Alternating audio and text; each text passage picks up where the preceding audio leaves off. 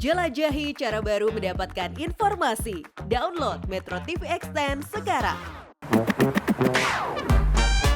Q&A, karena setiap pertanyaan selalu ada jawaban. Dipandu oleh Yohana Margareta. Dan panelis kita hari ini, Sujiwo Tejo, Shirley Anavita, Ibob Tarigan, Ade Alawi, Valentino Simanjuntak.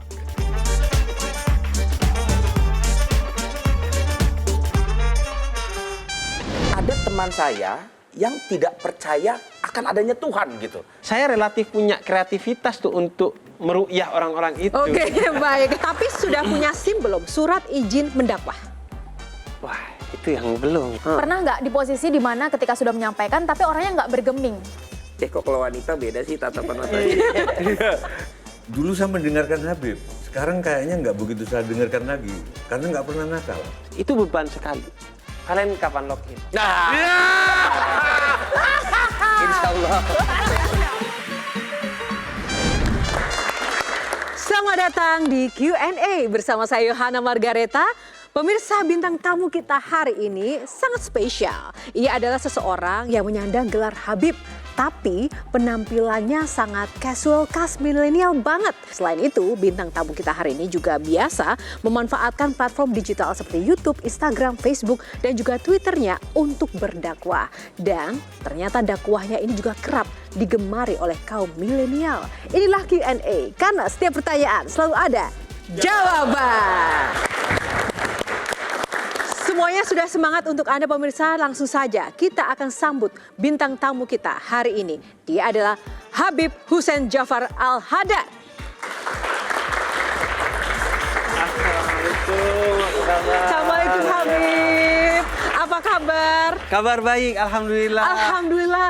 Nah, pertama kali bertemu dengan Habib yang saya pikirkan adalah penampilannya itu berbeda, tidak seperti di bayang saya yang pakai surban dan jubah putih. Apakah memang disetting demikian atau seperti apa sih sosok Habib tuh harusnya? Iya, sosok Habib sih sebenarnya adalah seorang yang seharusnya dia memiliki kecakapan ilmu dan kemudian membagikannya kepada orang lain. Dan bagaimana cara dia membagikannya, termasuk cara berbahasanya, berpakaiannya, temanya dan medianya, itu tergantung kepada segmennya. Segmennya apa? Aku memilih untuk berdakwah ke anak muda. Kenapa ke anak muda? Karena pendakwah ke orang tua itu sudah ada yang lebih powerful dari aku, yaitu malaikat maut. Malaikat maut. Kenapa harus malaikat mereka maut? sudah diingatkan dengan kematian itu loh. Bahwa mereka merasa kayaknya saya tidak lama lagi, dan itu cukup sebenarnya. Tumbuhnya uban, mulai remuknya badan, itu seharusnya jadi pengingat. Nah, kalau anak muda ini memiliki apa yang disebut oleh Nabi sebagai sofwah, kecenderungan kepada hal-hal yang minimal sia-sia, maksimal itu maksiat. Mereka masih menggebu-gebu darah muda ini. Nah, aku memilih untuk menemani mereka dalam dakwah, dan agar tidak merasa digurui, sebagaimana Nabi gak punya murid, gak punya santri, punyanya sahabat, aku berupaya untuk menjadi sahabat bagi mereka dengan sejak di penampilan. Biar tidak ada jarak. Biar gak ada jarak di antara kita. Ya, tapi sudah punya SIM belum? Surat izin mendakwah. Wah, itu yang belum. Belum? Kenapa kok belum sih? Bukannya harusnya ada SIM ya? Surat izin mendakwah itu sudah didapatkan oleh setiap muslim dari nabinya. Karena kata Nabi, sampaikan dariku walaupun satu ayat. Baliu anni walau ayat. Oke, kayaknya nih Habib, semua yang ada di sini itu sangat penasaran juga, ingin tahu lebih dalam lagi. Siap-siap untuk login sekarang? Semuanya? Para panelis, yuk kita login ya. Silakan duduk Habib. Tepuk tangan untuk Habib Jafar. Baik, Habib Jafar, dalam Q&A ada aturannya yang memang wajib untuk harus diikutin, yaitu menjawab pertanyaan harus memilih box dulu. Ada 9 box, nanti di masing-masing box akan ada temanya. Dan kita akan mengulik sesuai tema yang ada dan akan disampaikan oleh para panelis dan juga saya. Langsung saja kita pilih untuk box pertama. Habib pilih nomor berapa? 3 deh. 3? Karena 3 itu identik sama sunnah biasanya. Oh gitu ya? Iya. Oke, baik, kita buka. 3 identik dengan sunnah. Apa yang sunnah di sini? Coba mungkin kita buka. di balik 3? Ternyata gibah. Susah keluar. Tujuan dari dakwah-dakwah yang mungkin Habib sampaikan melalui media sosial itu seperti apa sih sebenarnya? Ini memang sekedar untuk bikin konten atau memang itu salah satu strategi? Jadi saya mendapatkan amanat dari ayah saya ketika saya masuk pertama kali SD, itu yang menulis kolom cita-cita saya itu adalah ayah saya. Saya gak punya imajinasi di luar dakwah. Karena ayah saya selama 40 tahun itu mengabdi untuk satu yayasan dakwah Islam di salah satu daerah di Jawa Timur. Gak digaji sama sekali, makanya YouTube saya juga no AdSense. Itu amanah dari ayah saya, dan beliau menulis di kolom cita-cita itu menjadi pendakwah yang rasional. Seperti apa rasional itu? Artinya pendakwah yang konvensional atau tradisional itu sudah banyak, apalagi di kampung. Tapi ayah saya itu ketika nonton TV, beliau selalu bilang bahwa artis-artis ini mereka itu orang baik. Hanya saja nilai-nilai Islam yang seharusnya relate dengan mereka itu tidak terdengar oleh mereka. Suatu hari kamu harus berbicara kepada orang-orang yang di luar, yang biasanya didakwai oleh pendakwah konvensional, bahwa Islam itu juga untuk mereka sebagai bagian dari Islam rahmatan lil alamin itu. Shirley, silakan. Bagaimana tanggapan kamu soal ini? Ini menarik karena tadi Habib memulai dengan cerita sang ayah dan cita-cita. Tapi kan Habib terlahir dengan privilege. Habib yang menempel pada diri itu tentu kayak buah si malakama dong. Ada positif, ada negatif. Karena banyak orang itu sering merasa istimewa. Sedangkan Nabi Muhammad sendiri nggak suka tuh dengan pengkultusan, pengistimewaan, pengecualian. Itu gimana Habib melihatnya? Saya bersyukur ayah saya tidak pernah mengajarkan kehabiban sebagai satu privilege. Beliau mengajarkan bahwa kehabiban itu adalah tanggung jawab yang harus kamu jaga dengan baik. Yang bukan hanya kamu bertanggung jawab untuk menjaga garis keturunan dari atas, itu agar tetap mulia ketika sampai kepadamu, tapi juga memastikan garis keturunan yang keluar darimu itu juga baik. Jadi kita bukan hanya mensyukuri nasab kita yang baik, tapi juga memastikan nasab yang akan turun dari kita itu juga baik. Nah, saya diajarkan itu sebagai tanggung jawab. Misalnya ya, ketika kecil, saya itu punya dua tanggung jawab bahkan. Habib yang ayahnya adalah ketua yayasan Habib di kampungnya. Jadi ayah saya itu mengurusi satu yayasan yang isinya itu Habib-Habib yang bergerak di bidang pendidikan, sosial, dan budaya. Dan itu beban sekali. Dan bagi saya di waktu kecil itu saya merasa apes menjadi seorang anak Habib yang ngurusin Habib gitu. Momen apa yang bikin Habib merasa apes? Karena saya nggak bisa nakal. Padahal pengen nakal. Ya naluri seorang anak kecil ya. Oke, nah Mbah Tejo gimana nih? Dulu saya mendengarkan Habib. Sekarang kayaknya nggak begitu saya dengarkan lagi, karena nggak pernah nakal. Karena nggak tahu pahit getirnya dunia dong kalau gitu. Nggak pernah nyolong mangga, nggak pernah. Bagaimana kita mau berdakwah kalau nggak pernah nyolong mangga, nggak pernah nyolong ayam tetangga. Gitu. Tapi saya pernah nyolong rel. Oh ya terus. Nah, terus. Intinya pernah nakal kan, Bib? Saya sih kayak selalu dipertemukan dengan hal-hal seperti itu karena ada frekuensi yang sudah nempel di diri saya bahwa itu masa lalu saya. Makanya saya selalu dengan penuh semangat menceritakan masa lalu saya dengan segala kenakalannya. Agar orang tahu bahwa posisi yang kamu anggap saya baik sekarang itu bukan dari awal baik. Oke. Maka saya relatif punya kreativitas tuh untuk meru'yah orang-orang itu. Oke, baik. Menarik sekali, namun jangan diulas semuanya, masih ada banyak box di dalamnya untuk kita pertanyakan sebelum nanti juga saya akan ke Ibob. Boleh di box berapa selanjutnya, Habib? Box 2 mungkin ya. Box 2, kita buka box 2. Wes. Log in, kita serahkan log ini ke Ibob yang pertama. Silahkan diulas sepenuhnya. Bib, begini, saya kan dari kaumnya Onat dan kaumnya Boris, kalau saya ini perwakilannya gitu. Ada teman saya yang tidak percaya akan adanya Tuhan gitu. Nah, bagaimana bisa menjelaskan? Karena kalau kita berbicara dengan teman-teman yang logis, biasanya terjadinya kepada debat gitu, dan debat kembali kepada rasional, kita lupa bahwa sebetulnya itu ada iman di dalamnya gitu, Bib. Kalau yang diinginkan adalah penglihatan yang sifatnya material, itu mustahil. Makanya saya bilang, sains itu tidak boleh membuktikan adanya Tuhan. Karena sains itu adalah perangkat yang sifatnya material, sedangkan Tuhan itu sesuatu yang sifatnya imaterial. Kadang kita sulit.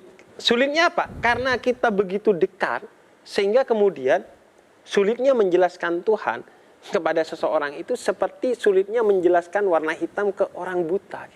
Tapi kan kita seringnya tuh mendengar, melihat, menonton kisah inspiratif, kisah yang suksesnya Habib dalam memberikan pemahaman lewat cerita-ceritanya, lewat logika-logikanya. Tapi ada nggak, Bib, contoh yang di situ Habib gagal dalam memberikan penjelasan dan justru udah mencoba berbagai metode, tapi justru orang yang sedang berhadapan dengan Habib justru melakukan hal yang sebaliknya, bahkan semakin tidak percaya. Disebut serius tadi bukan gagal, tidak ada resultnya, tidak ada hasilnya ke yang didakwai, tapi gagal merumuskan pikirannya untuk dimengerti. Itu Orang lain ya? Iya, gagal di situ. Kalau gagal dalam artian itu ya mungkin orang merasanya begitu ya, saya nggak tahu. Tapi kalau sayanya sih merasa ya not bad lah. Ya, maksudnya ketika menyampaikan ya udah. Tapi kalau tadi Mbah Tejo itu bilangnya adalah dari perspektif kami yang mendengar. Pernah nggak di posisi di mana ketika sudah menyampaikan tapi orangnya nggak bergeming, bahkan bisa jadi salah paham dengan apa yang Habib sampaikan. Jadi dari perspektif kami nih yang kayak mungkin Valen, nah seperti tidak bergeming. Nah ya kan, dari tadi kan Habib sudah menyampaikan banyak hal-hal inspiratif nih, tapi Valen tidak bergeming. Ya Valen, Valen, lu ada masalah apa dengan hati lu gitu? Habib, kita dengarkan Valen dulu. Bahwa seorang pendakwah itu memang it's not just what you say but how you say, kan gitu. Makanya itu mau bilang, menurut Habib sendiri, zaman sekarang harus ilmunya dulu yang kuat, apa cara menyampaikannya yang kuat gitu. Kalau aku pada aspek yang mendasar ya ilmunya terlebih dahulu. Bahkan kata Imam Malik tuh ilmu tuh ada 3, Quran, Sunnah, dan kata tidak tahu gitu. Ketika lo gak tahu ya udah jangan sok tahu gitu, ya udah diem aja. Menurut gue ya awalnya harus punya sesuatu. Bahkan dakwah itu ya bisa jadi kesadaran, bisa jadi ketidaksengajaan. Kalau dalam tradisi spiritualitas Islam, itu ada yang namanya syatahat. Syatahat itu kayak muntahan, karena terlalu banyak di dalam. Oh tiba-tiba ya itu keluar aja. Nah saya dulu ya begitu aja sebenarnya, tidak ada niatan untuk kemudian berdakwah. Hanya mengaktualisasikan apa yang ada di kepala saya. Tapi justru tantangannya, bagaimana kemudian kita mendakwai diri kita sendiri dulu. Setelah kita keluarin banyak nih, kadang kita kemudian lupa untuk masukin lagi input ke diri kita. Jadi orang-orang pintar itu kan kadang problemnya adalah ego. Mereka berada di menara gading, mampu untuk turun tapi gak mau. Makanya ketika saya ngajakin pemuda tersesat dengan pembahasan yang remeh-remeh itu teman-teman filsafat saya S1 itu protes di grup WhatsApp. Makanya ciri hidup bahagia itu grup WhatsApp-nya sedikit memang. Oke. Iya. Oke. Bahas yang hal-hal remeh gini. Padahal bagi saya itu justru puncak kebijaksanaan saya. Filosof itu begitu seharusnya. Iya, kurangi grup WhatsApp, bukan logout WhatsApp ya.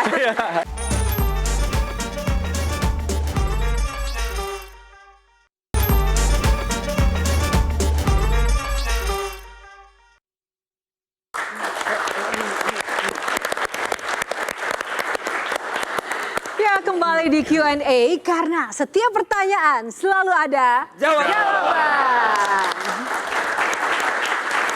Kita lanjutkan, masih banyak boxnya. Nomor berapa, Habib?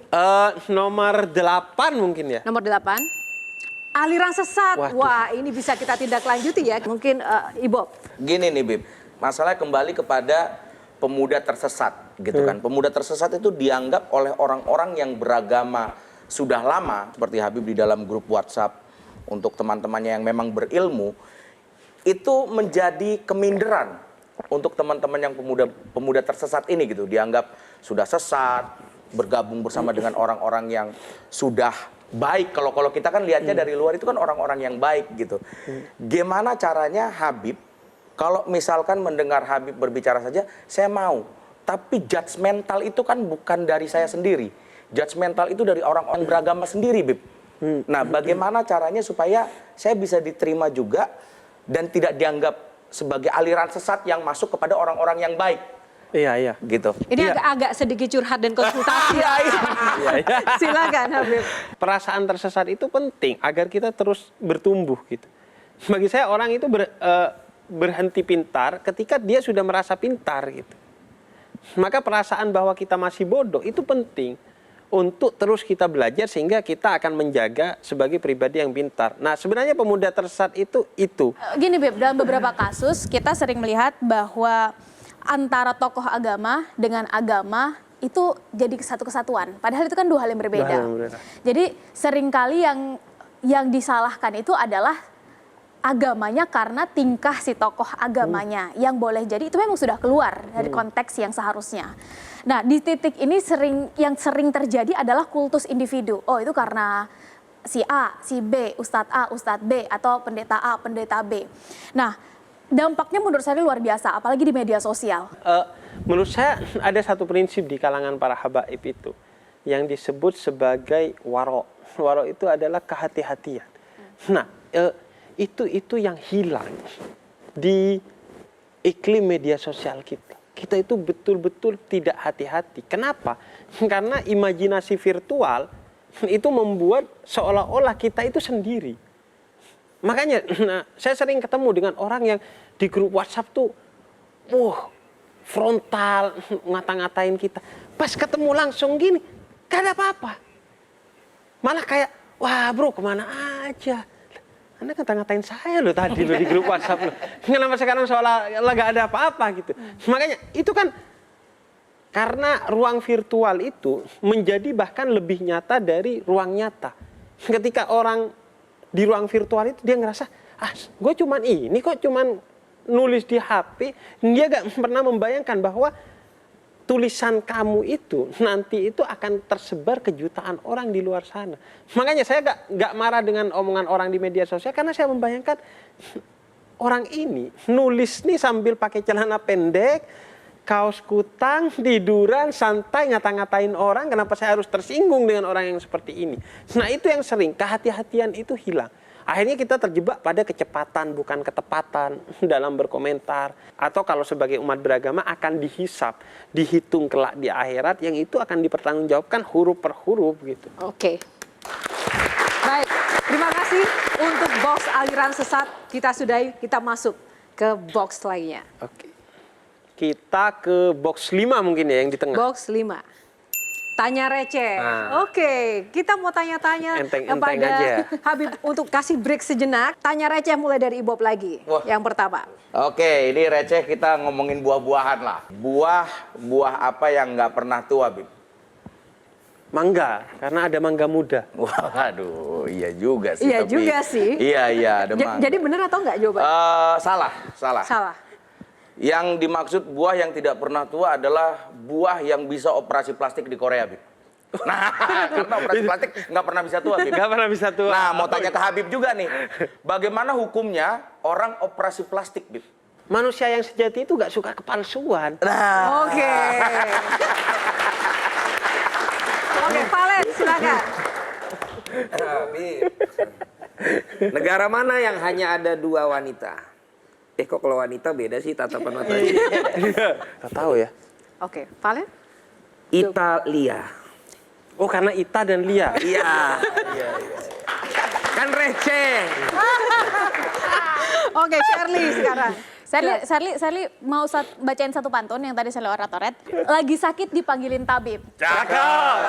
Belum sembuh dari kemarin. Cakep. Masih muda bergelar Habib. Cakep. Ini kok bisa sih dakwahnya adem dan keren? Bang Tejo, oke pertanyaan receh. Aku niru Valen aja deh. Negara mana yang namanya itu 3 perempuan? Nah lo, Tadi kan 2. Saya 2 aja takut, apalagi 3. 3. Ketemu jam 5, jam 6 menikah. Ayo berani nggak? Berani nggak? Ketemu jam 5, jam 6 nikah. Berat kan? Hanya orang yang di luar nalar.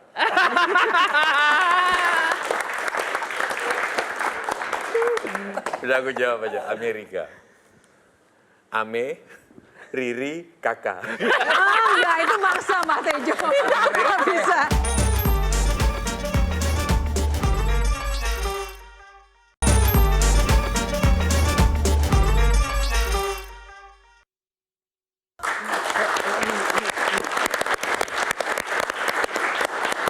Ya, kembali di Q&A karena setiap pertanyaan selalu ada jawaban.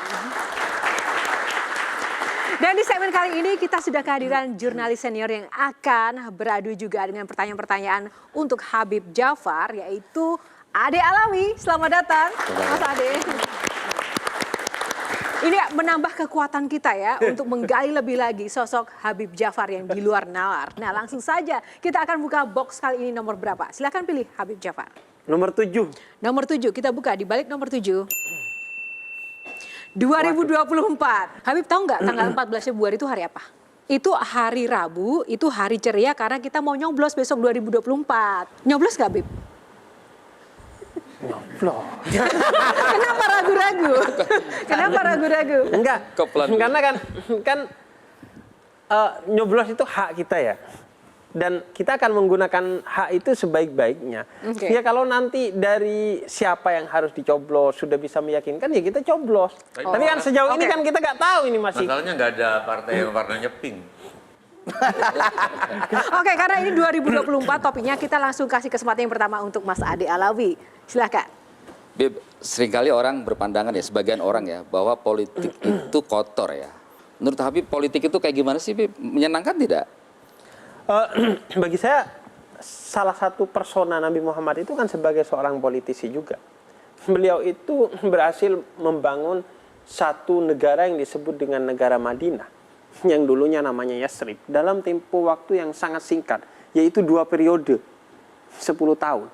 Dan itu menghasilkan Piagam Madinah yang sampai sekarang menginspirasi hukum-hukum di seluruh dunia, termasuk di Perserikatan Bangsa-Bangsa, di mana itu juga salah satu momen pertama kali perspektif kewarganegaraan itu ada dalam peradaban manusia. Orang itu dilihat tidak dalam tendensi ras, suku, atau bahkan agamanya, tapi bahwa dia warga negara yang harus mendapatkan hak dan melakukan kewajibannya secara utuh di negara Madinah itu. Jadi bagi saya politik fan-fan aja karena salah satu cara untuk mengubah keadaan yang paling efektif itu juga melalui politik. Gimana Mas Ade? Tapi seringkali antara syahwat politik dengan etika politik ini tidak seimbang, Bib. Syahwat politik lebih mengemuka ketimbang etika. Karena ada target politik yang harus dicapai. Nah, pada titik itu bagaimana menurut Habib? Bagi saya, begitu seseorang punya syahwat dalam berpolitik, jangan pilih dia. Dari mana kita tahu syahwatnya? Pertama adalah kalau dia tidak punya kompetensi, tapi mencalonkan di titik yang nggak ada kompetensi dia di sana. Kemudian yang kedua, dia nggak punya track record di bidang itu, tapi mencalonkan di sana. Dan yang ketiga, dia menghalalkan segala cara untuk sampai di titik itu. Dan yang keempat, sebagai seorang Muslim, saya meyakini bahwa tapal batas terakhir deteksi saya kepada calon pemimpin itu adalah hati saya. Saya berserah kepada Tuhan, berucap bismillah, kemudian memilih seseorang yang sudah saya Berarti yakini. artis-artis yang mau ke caleg ini syahwat semua. Menurut Habib gimana? Kan nggak di bidangnya. Gini, kalau saya nggak berani bilang dia nggak di bidangnya kan. Kenapa nggak berani Habib? Lah, kita nggak tahu apakah mereka itu memang betul-betul nggak ngerti politik. Artinya yang Kalau sangat- ada ya, ya, orang artinya mau yang sangat- Aldi Taher gimana Aldi Taher? Aldi Taher. gini ya. Gimana? Orang besar Ya. itu membicarakan ide, orang kecil itu ngomongin orang lain. Iya. Valen silakan. Iya. Itu cara berkelit yang baik gitu. Aldi Taher berarti di posisi yang mana gitu kan? Kan dia juga sedang membicarakan ide dia. Supaya saya bisa diluruskan. Tapi saya membayangkan gedung parlemen itu kalau ada Aldi Taher indah itu. Kenapa? Iya, jadi ketika dia ngidupin kemudian dia berkata dengan penuh kejujuran, kemudian yang lain tuh tersinggung. Ah, kok jujur sih? Oke. Bib. Baik, satu lagi untuk box ini, Bib. Menurut Habib, anak muda sekarang tuh melek politik nggak sih? Melihat dari lini masa di media sosial, kok kayaknya tidak ya. Kenapa? Dalam artian gini, mereka masih cenderung terjebak di politik identitas. Mereka nggak ngecek value yang dibawa oleh tokoh-tokohnya. Kemudian keributannya juga keributan kecil yang tidak ada hubungannya dengan narasi besar yang dibawa oleh si tokoh-tokoh politik itu. Tipsnya untuk memilih tokoh-tokoh politik ataupun pemimpin ke depan ala anak muda yang seharusnya itu seperti apa? Kalau saya bersetialah kepada nilai, tidak kepada sosok. Nilai seperti apa yang harus kita prioritaskan, Beb? Kalau menurut saya untuk Indonesia saat ini nilai utamanya itu adalah kejujuran, saya rasa. Saya rasa yang paling inflasi dari Indonesia saat ini adalah kejujuran. Dan yang kedua, sebagaimana juga para nabi, itu kecerdasan, fatonah itu. Kalau nggak punya kecerdasan, mereka itu akan dibodohi oleh orang-orang. Karena problem seorang pemimpin nggak hanya di politik ya, dimanapun, dalam skala apapun, itu kadang mereka itu dibodohi oleh pembisik-pembisiknya. Karenanya mereka harus punya kedaulatan berpikir. Nah, ini menarik sekali karena Habib sudah menjelaskan ya tadi seperti apa harusnya sosok-sosok pemimpin yang memiliki value. Nah, kita mau tahu nih pendapat Habib tentang sosok-sosok yang mungkin akan Ibob jelaskan ini. Sampaikan, silakan Ibob. Satu kata untuk tokoh-tokoh yang ada di sini nih, Bib. Satu kata aja, Bib ya. Kita coba untuk tokoh yang ini, Bib. Nah, satu kata. Satu kata, Bib. Inspirasi. Inspirator. Selanjutnya? Jujur, Bib. ini sesuai dengan value-nya Habib yang tadi nih, Bang ya. Satu kata. Iya. Merah. Oke. Aman kan? Kata yang paling aman. Aman. Oke, selanjutnya, Bib. Mungkin mengejutkan. Ya, udah ada kata mungkin di depannya ya, Bib ya. Oke. Selanjutnya, Bapak Airlangga. Wah, apalagi Pak Airlangga saya nggak kenal sama sekali. Ya, kalau yang ada di kepala saya ekonomi. Iya. Cocok. Nah, masih ada box lainnya. Silakan dipilih. Box nomor berapa? Nomor 6 deh. Nomor 6, kita buka box nomor 6. Play or pass? Pas deh. Saya masih ngos-ngosan nih. Butuh waktu jeda sebelumnya ya.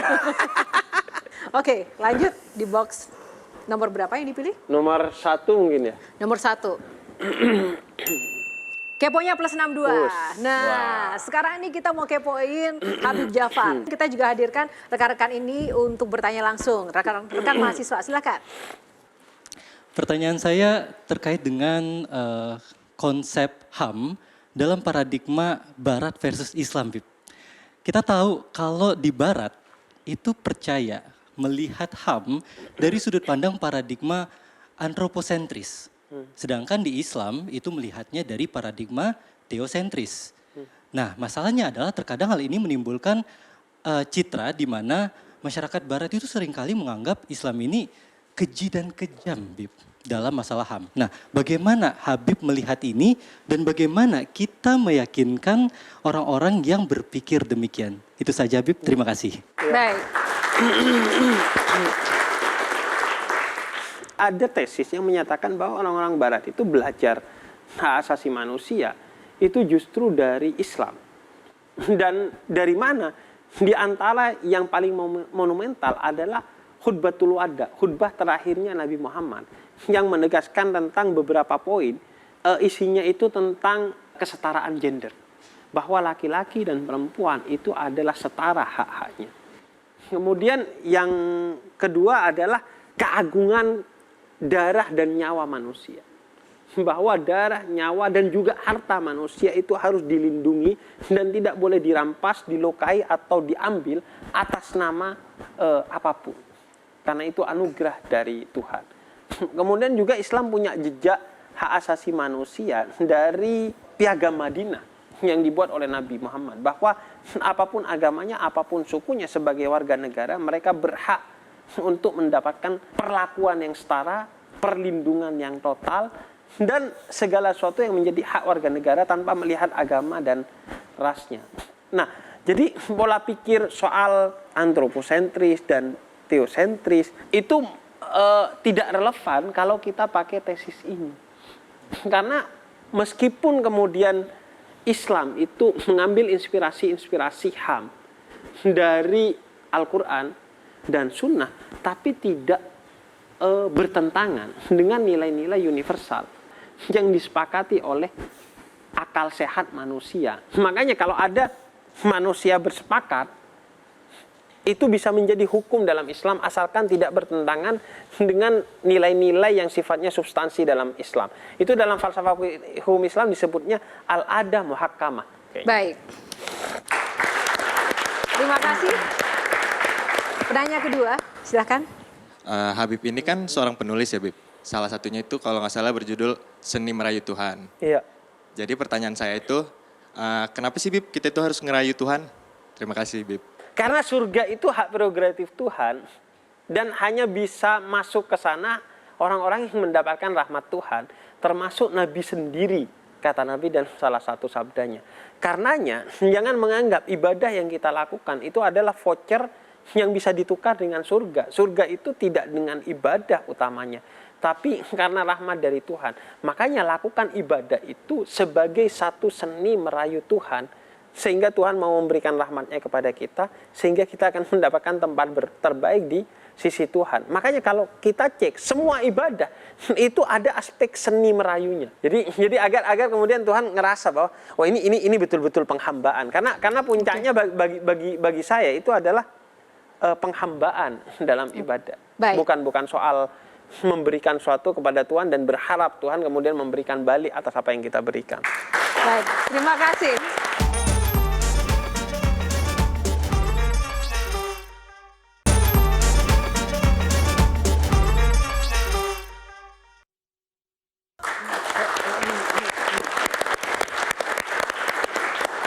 Lanjut lagi, kita buka box yang tersisa. Nomor berapa? Mungkin karena saya ini sudah pengen selesai ya. Yang 9 kayaknya. 9. Yang terakhir. Oke, box 9. Di balik overthinking. Inilah ternyata karena pengen selesai jadi overthinking ini saya. Habib, soal overthinking ini kita akan awali dari Shirley. Habib pendukung poligami nggak? Inilah. Jadi Siap-siap ya. Siap-siap. Kalau sekarang nggak gerak tapi tangannya pegangan kenceng. saya coba jawab secara seksama dan dalam tempo yang sesingkat-singkat. Dan harus dengan prinsip kejujuran. Kejujuran. Oke. Saya cenderung menganggap poligami itu seperti pintu darurat di pesawat. Dia tidak boleh ditutup paten, tapi tidak boleh dibuka seenaknya. Kalau ditutup paten, berarti kita menentang apa yang telah Tuhan gariskan kepada kita sebagai seorang muslim, yang itu ada dalam Al-Quran, terlepas dari perbedaan penafsirannya. Tapi kalau dibuka juga seenaknya, itu enggak. Jadi bagi saya, hanya orang yang bisa berlaku adil dan kemudian menjamin dirinya tidak akan menyakiti siapa-siapa yang diperbolehkan untuk itu, dan asasnya bukan nafsu. Jadi tapi juga saya nggak berani bilang, oh pintu poligami itu ditutup. Enggak, karena saya meyakini itu sebagai sesuatu yang ada dalam Al-Quran. Teman saya, kan Habib malah berdakwahnya lewat sosmed. Iya. Teman saya ada beberapa yang kata hijrah ya. Iya. Nah sekarang dia malah matiin semua sosmednya. Karena menurut paham yang dia dapatkan adalah misalnya tidak bermain sosmed, tidak lagi dengerin musik gitu. Nah ini bagi saya media sosial itu ya alat yang bebas nilai, tergantung bagaimana kita menggunakannya kan. Tapi bahwa kita harus sedikit membatasi dengan media sosial, iya. Saya rasa ya asalkan dia bisa mempertanggungjawabkan kenapa dia mengambil posisi itu fan-fan aja. Misalnya soal musik, karena kita diajarkan dalam Islam bahwa terkait hal-hal yang sifatnya khilafiyah, terjadi perbedaan di antara para ulama, kamu itu jangan mempatenkan seolah-olah oh kalau musik kamu halalkan berarti kamu itu bermasalah. Enggak, silakan. Dan bagi saya musik yang haram itu adalah suara sendok dan garpu seseorang tapi tetangganya kelaparan. Bagi saya kadang musik itu membantu dakwah, memberi rasa. Kalau ini gimana, Bib? Senior kita, penyair kita, Taufik Ismail mengatakan bahwa tinju itu haram. Mukul kepala itu. Menurut Habib, olahraga tinju itu haram atau halal? Bagaimana kemudian kita memitigasi itu akhirnya? Tapi bahwa semua olahraga punya resiko itu kan iya, Mbah. Tinggal kemudian bagaimana seiring dengan perkembangan zaman memastikan semuanya baik-baik saja.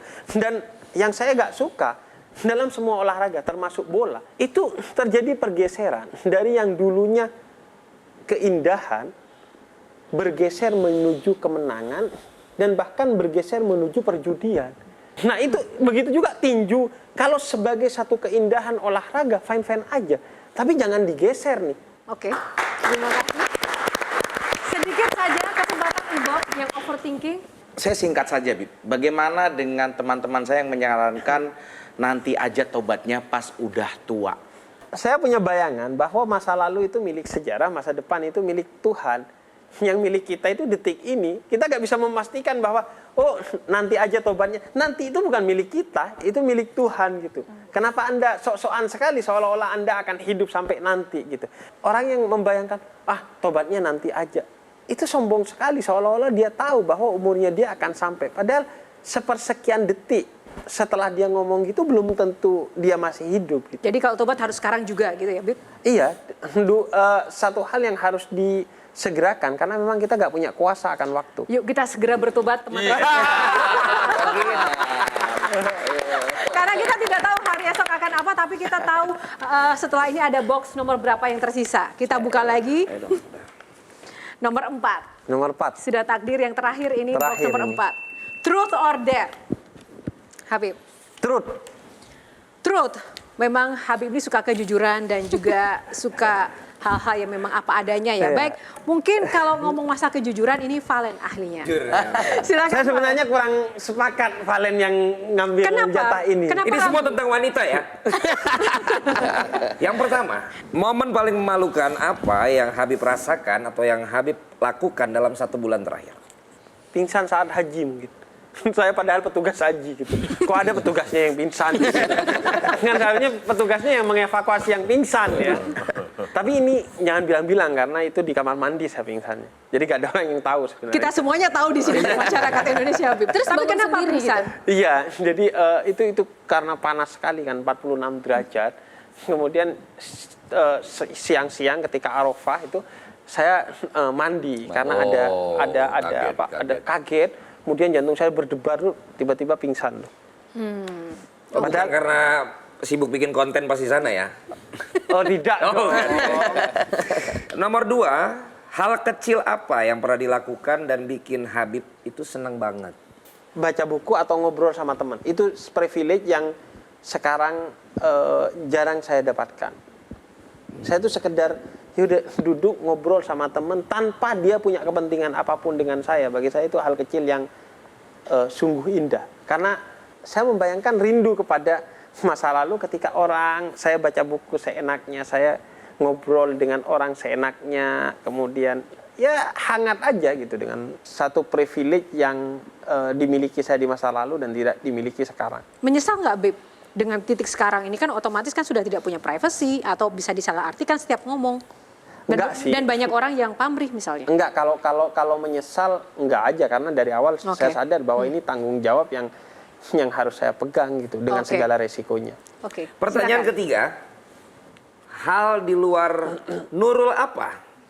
Hal di luar nalar apa yang pernah Habib lakukan? Di luar nalar yang pernah saya lakukan. Selain ambil besi kan, Bang? Ya. Selain ambil besi.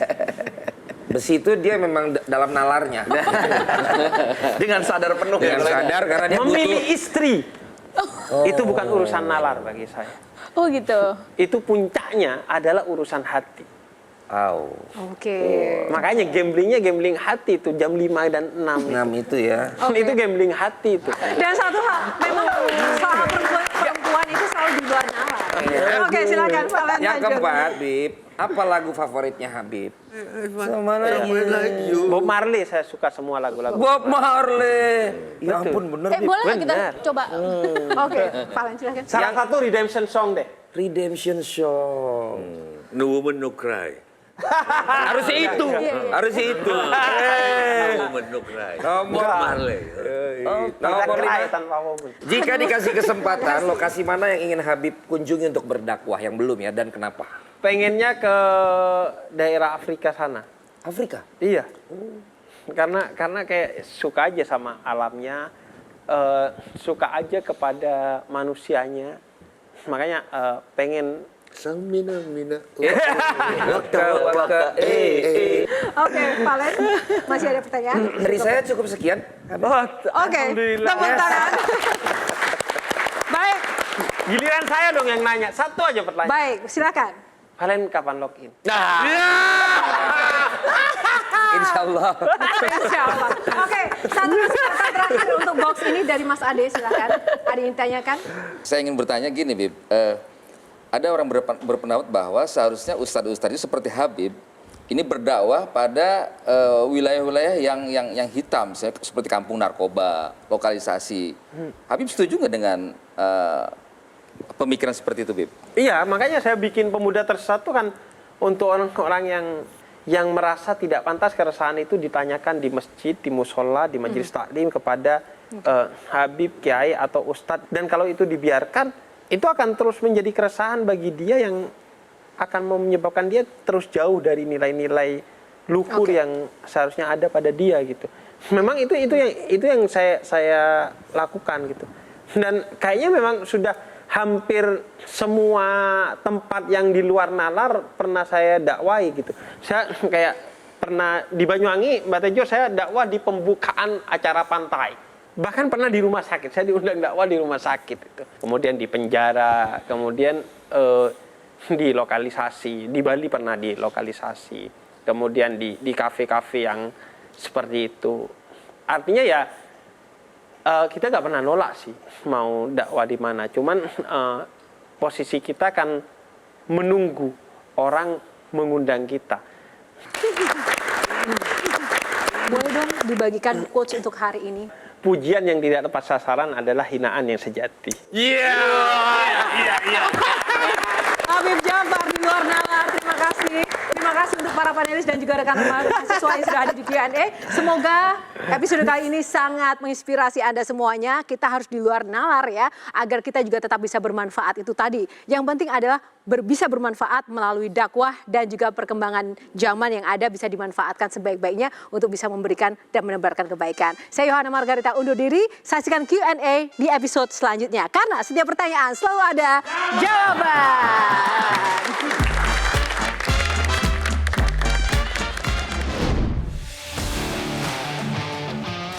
Menjadi Habib bukan hal mudah. Semua mata akan tertuju pada tingkah dan pola. Jadi contoh keimanan dan spiritual seolah jadi tuntutan moral. Gayanya tak biasa, merangkul segala lapisan dan anak muda. Tak masalah soal busana, yang penting pesan syiar sampai di hati umatnya. Dalam hidup, yang penting adalah cinta kasih sesama. Menjangkau Tuhan urusan hati, bukan akal. Dakwah sang Habib Jafar di luar nalar demi kehidupan yang lebih kekal. Metro TV. Cara mudah mendapatkan informasi dengan satu sentuhan jari. Download Metro TV Extend.